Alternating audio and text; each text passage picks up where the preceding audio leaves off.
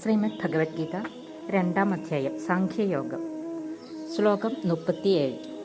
അധോ വാ പ്രശസി സ്വർഗം ജിത്വാ വാ പോഷസേ മഹിം തസ്മാദുത്തിഷ്ഠ കൗന്ദേയ യുദ്ധായ കൃതനിശ്ചയഃ.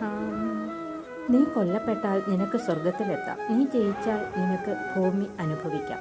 അതുകൊണ്ട് നിശ്ചയിച്ചുറച്ച യുദ്ധത്തിനായി എഴുന്നേറ്റാലും. സുഖദുഃഖേ സമീകൃത്വാ ലാഭാലാഭോ ജയാജയം തതോ യുദ്ധായ യുജ്യസ്സ നൈവം പാപമാപ്സ്യസി. സുഖത്തെയും ദുഃഖത്തെയും ലാഭത്തെയും നഷ്ടത്തെയും ജയത്തെയും അപജയത്തെയും ഒരേ പ്രകാരത്തിൽ കരുതിയിട്ട് യുദ്ധത്തിനിറങ്ങിയാലും എന്നാൽ പാപം അടുക്കുകയില്ല. യേശാമേ അഭിഹിതാ സംഘേ ബുദ്ധിർയോഗേ തിമാം ശൃണു ബുദ്ധ്യായുക്തോ യയാ പാർത്ഥ കർമ്മബന്ധം പ്രഹാസ്യസി. അല്ലയോ പാർത്ഥ, ആത്മതത്വ വിഷയമായ ജ്ഞാനം നിന്നോട് ഉപദേശിച്ചു കഴിഞ്ഞു.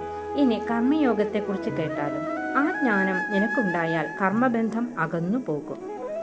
നേഹാഭിക്ര മനാശോസ്തി പ്രത്യവായോ ന വിദ്യതേ സ്വൽപമപ്യസ്യ ധർമ്മസ്യ ത്രായതേ മഹതോ ഭയാൻ. ഈ കർമ്മയോഗത്തിൽ ആരംഭിച്ചതൊന്നും നഷ്ടമാകുകയില്ല, ഇതിൽ വിഘ്നദോഷമില്ല.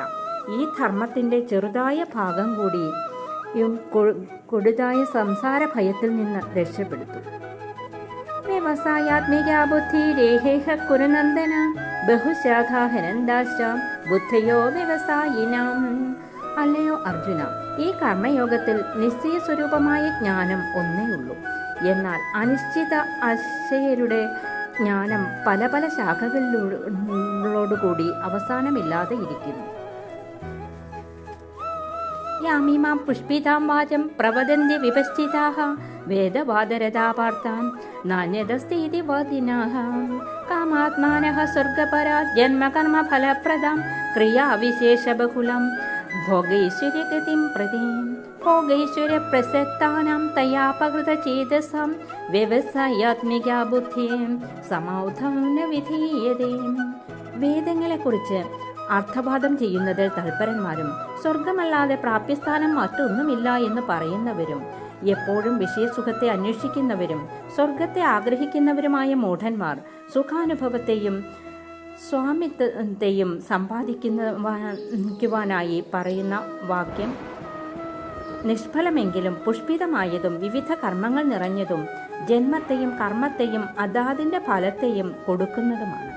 ആ വാക്കിനാൽ അപഹരിക്കപ്പെട്ട മനസ്സോടു കൂടിയവർക്ക് സുഖാനുഭവത്തിലും ഐശ്വര്യത്തിലും ആഗ്രഹത്തോടു കൂടിയവർക്കും ഈശ്വര വിഷയകമായ ധ്യാനത്തിൽ നിശ്ചയസ്വരൂപമായ ബുദ്ധി ഉണ്ടാകുന്നതല്ല.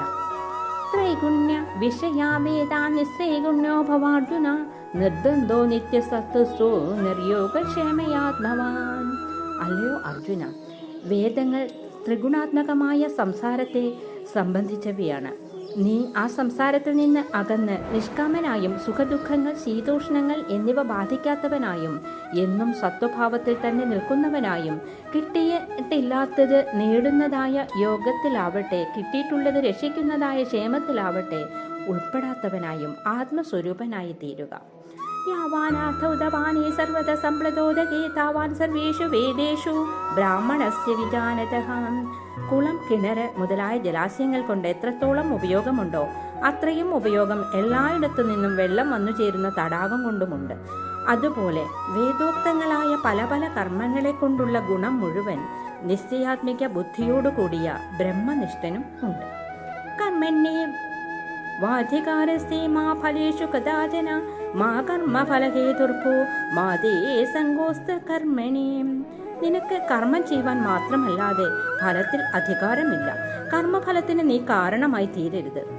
എന്നാൽ നീ കർമ്മം ചെയ്യാതെ അടങ്ങി ഇരിക്കുകയും അരുത്.